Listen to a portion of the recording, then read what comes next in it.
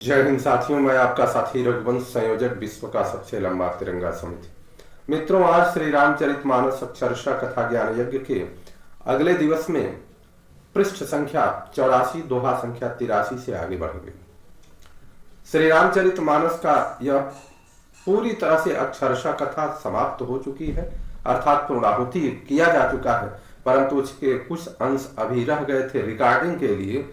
वो आपके सामने प्रस्तुत किया जा रहा है कि जिससे आप सभी लोग श्री रामचरितमानस में जो भी अक्षरशः लिखा हुआ है उसको जान पाएं, समझ पाएं और अपनी संस्कृति सभ्यता में जो हमारे शास्त्र हैं उन शास्त्रों को अक्षरशः समझने का प्रयास कर पाएं।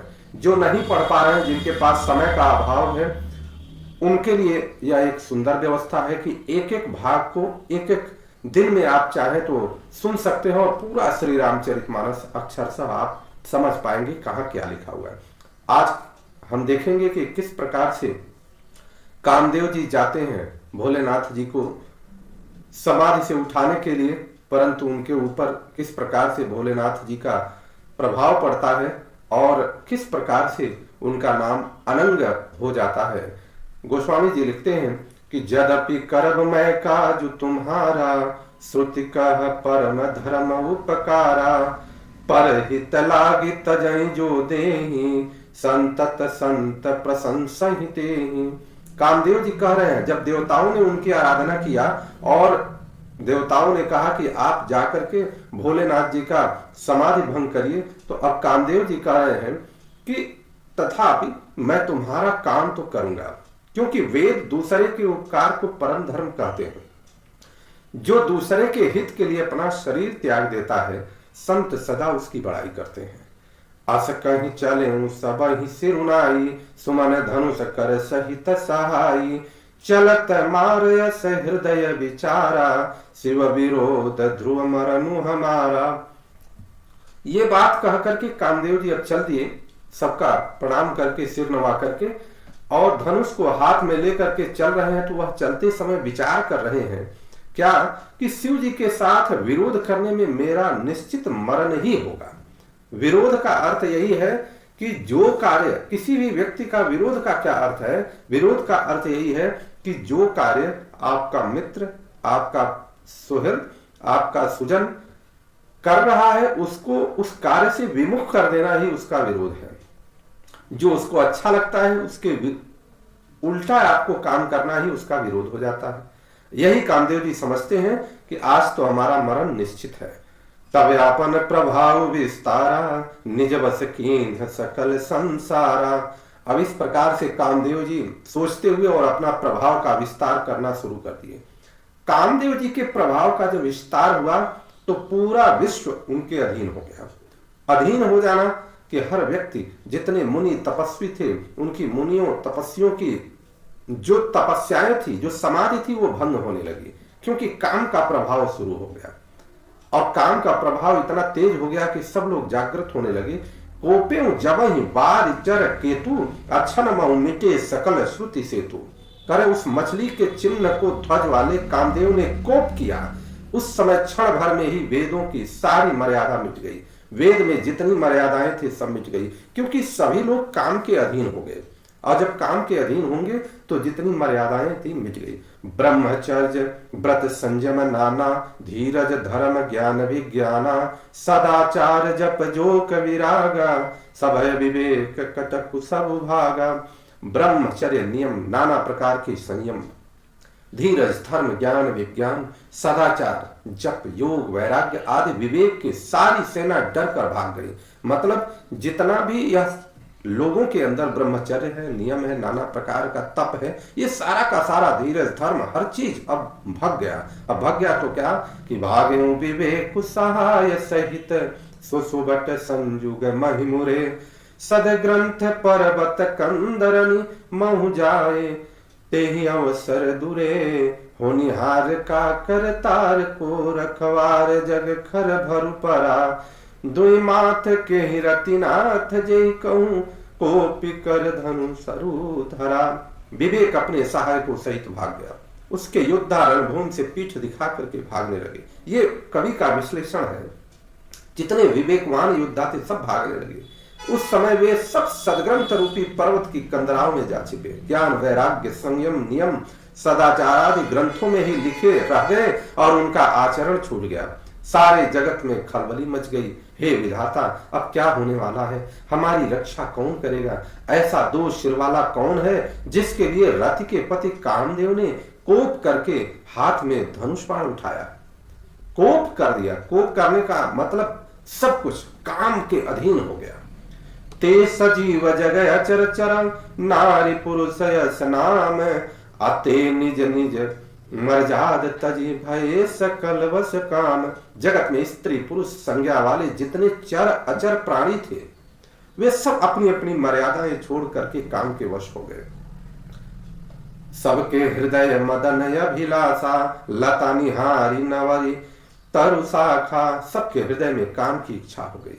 लताओं को देखकर वृक्षों की डालियां झुकने लगी, मिलना चाहते हैं। जब काम की इच्छा हो जाएगी तो आप जो भी आप अपोजिट सेक्स वाले लोग हैं या अपोजिट, जैसे पुरुष स्त्री के प्रति, लता, उसी तरह से पशु पक्षी में भी नर मादा, इस तरह से एक दूसरे के प्रति लोग आकर्षित होने लगे।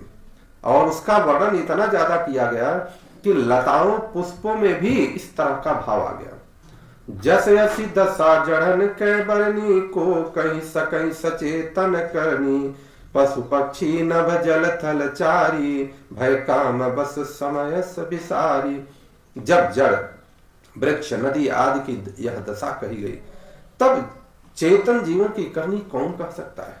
आकाश, जल और पृथ्वी पर विचरने वाले सारे पशु पक्षी समय भुलाकर काम के वश हो गए। मतलब जब जड़ की स्थिति हो गई तो चेतन की क्या स्थिति होगी? मदन अंध व्याकुल सब लोका, आनिस दिनु नहीं अवलोक कहीं को का। सब लोग कामांध होकर व्याकुल हो गए। चकवा चकवी रात दिन नहीं देखते। देवदनु जनर किन्नर व्याला, प्रेत पिशाच भूत बैताला।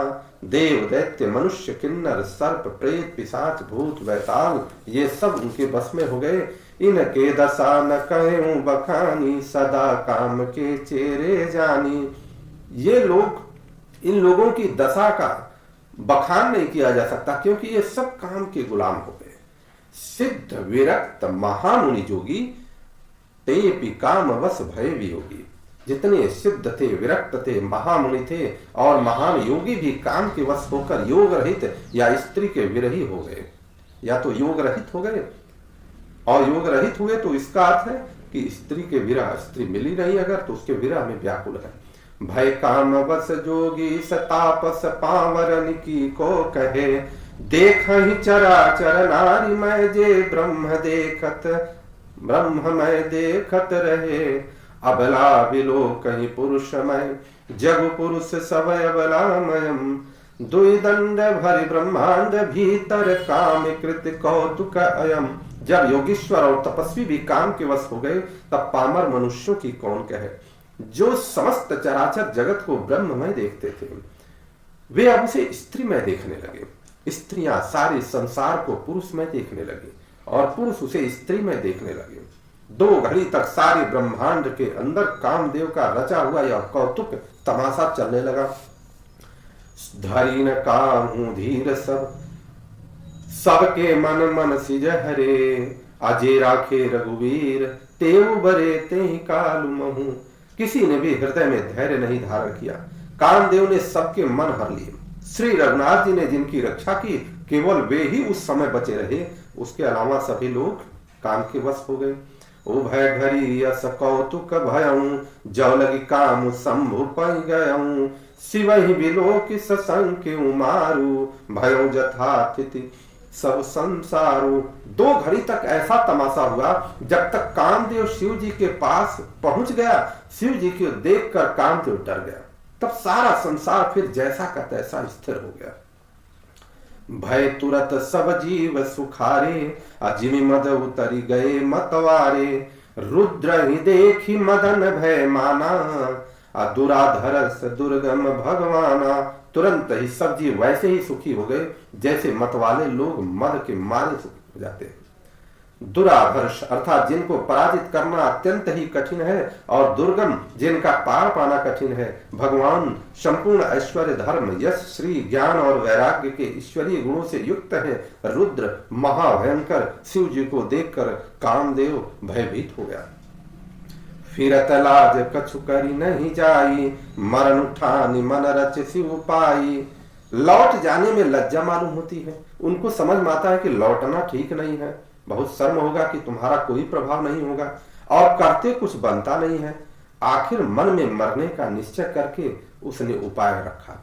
मन में अब ये निश्चय कर दिया कि अब तो मरना ही है, लेकिन अब ये अंतिम उपाय मैं करता हूं। प्रगटेसी तुरत रुचिर ऋतु राजा, कुसुमित नव तरुराज विराजा। तुरंत ही सुंदर ऋतुराज बसंत को प्रकट किया और फूले हुए नए नए वृक्षों की कतारें सुशोभित हो गई। बनो पवन वापिका तड़ागा, परम सुभग सब दिशा विभागा। जहाँ तहाँ जनु मगत अनुरागा, देखी मुए मन मन सिज जागा। वन उपवन बावली तालाब और सब दिशाओं के विभाग परम सुंदर हो गए। जहां तहां मानो प्रेम उमड़ रहा है, जिसे देखकर मरे मनों में भी कामदेव जाग जाए, इस प्रकार का माहौल बन गया। जागई मनोभव मुए हूं मन बम, सुभगतान पर कहीं। शीतल सुगंध सुमंद मारुत मदन नल सखा सही। बिकसे सरन बहु कंज कुंजत, पुंज मंजुल मधुकरा। कलहंस पिक सुख सर सरब करि गान नाचहि अपछरा। मरे हुए मन में भी कामदेव जागने लगा। वन की सुंदरता कहीं नहीं जा सकती। काम रूपी अग्नि का सच्चा मित्र शीतल मंद सुगंधित पवन चलने लगा। सरोवरों में अनेकों कमल खिल गए, जिन पर सुंदर भवरों के समूह गुंजार करने लगे। राजहंस, कोयल और तोते सब रसीली बोली बोलने लगे और अप्सराएं गा गा करके नाचने लगी। सकल कला करि कोटि, विधिहार्यों सेन समेत। अचली न अचल समाधि शिवा, कोप्यों हृदय निकेत। कामदेव अपनी सेना समेत करोड़ों प्रकार की सब कलाएं करके हार गया, पर शिव जी की अचल समाधि न टूटी। तब कामदेव क्रोधित हो गया। अब क्रोधित हुआ, कामदेव क्रोधित होते हैं तो अब उसके बाद क्या करते हैं? देखी रसाल बिटप बरसाखा, तेह पर चढ़े मदन मन माखा। आम के वृक्ष की एक सुंदर डाली देखकर मन में क्रोध करके भरा हुआ कामदेव उस पर चढ़ गया और उसने पुष्प धनुष पर अपने 5 बाण चढ़ाए और अत्यंत क्रोध से सुमन चाप निज सर संधाने। अयतिरिसता की श्रवण लगिताने। अत्यंत क्रोध से ताक कर उन्हें कान तक तान दिया। 5 बार कामदेव के पास 5 बार थे, 5 बार चढ़ाए और उस पर तान दिया। छाये विषम विशिखौर लागे, छूटी समाधि शंभु तब जागे। कामदेव ने तीक्ष्ण बाण छोड़े जो शिव जी के हृदय में जाकर के लगे, और ज्यों ही हृदय में लगा त्यों ही उनकी समाधि टूट गई। अब जब समाधि टूट गई तो भयं ईश मन क्षोभु विशेषी। नैन उघारी सकल दिशि देखी। उनके मन में क्षोभ उत्पन्न हुआ। शिव जी के मन में क्षोभ उत्पन्न हुआ, और जब वो आंख खोल करके चारों तरफ देख रहे, सकल सभी दिशाओं में वह देखते हैं कि आखिर में ये क्या हो रहा है। तो सौरभ पल्लव मदनु विलोका, भयं को कंपे त्रैलोका। तब आम के पत्तों में छिपे कामदेव के देखा तो उन्हें बड़ा क्रोध हुआ, और क्रोध हुआ जिससे तीनों लोग कांप उठा।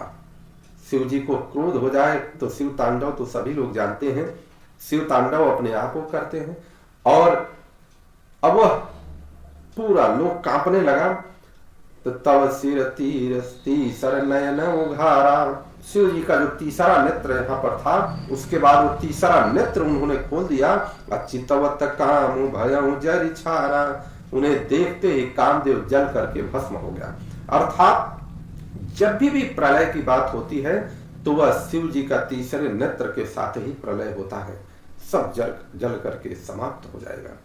हाहाकार भयं जग भारी, डर पे सुर भय असुर सुखारी। जगत में बड़ा हाहाकार मच गया। देवता डर गए, दैत्य सुखी हो गए। देखिए, देवता डर गए, दैत्य सुखी हो गए। भोगी लोग काम सुख को बाध करके समुझ काम सुख सोच सोच ही भोगी अभय अकंटक साधक जोगी। चिंता करने लगे और साधक योगी निष्कंटक हो गए। जोगी अकंटक भय पति गति सुनत रति मूर्छित भई रोदति बदति बहुभांति करुणा करति शंकर पहि गई। अब जब ये बात हुआ तो अति प्रेम करि बिनती विविध विधि जोरी कर सन्मुख रही प्रभु आशुतोष कृपाल सिद्ध अबला निरखी बोले सही। योगी निष्कंटक हो गए। कामदेव की स्त्री रति अपने पति की यह दशा सुनते ही मूर्छित हो गई। रोती चिल्लाती और भांति भांति से करुणा करती हुई वह शिव जी के पास गई। अत्यंत प्रेम के साथ अनेकों प्रकार से विनती करके हाथ जोड़कर सामने खड़ी हो गई और शीघ्र प्रसन्न होकर के कृपालु शिव जी अबला को देखकर सुंदर से वचन बोलते हैं शिव जी कि अब ते रचित नाथ कर होई नाम अनंग अब बिनु बपु प्यापे सकहीं पुनि सुन निज मिलन प्रसंग। हे रति, अब से तेरे स्वामी का नाम अनंग होगा, वह बिना शरीर के सबको व्यापेगा। अब तुम अपने पति से मिलने की बात सुन। इसके बाद शिव जी किस प्रकार से बताते हैं कि तुम अपने पति से मिलोगी। आगे अगले दिन आप सभी लोगों का दिन शुभ हो, मंगल हो। भोलेनाथ सब पर कृपा करें। बोलिए माता जानकी की जय, प्रभु श्री रामचंद्र की जय, चारों भाइयों की जय, श्री अयोध्या धाम की जय, श्री सरयू मैया की जय, हनुमान जी महाराज की जय।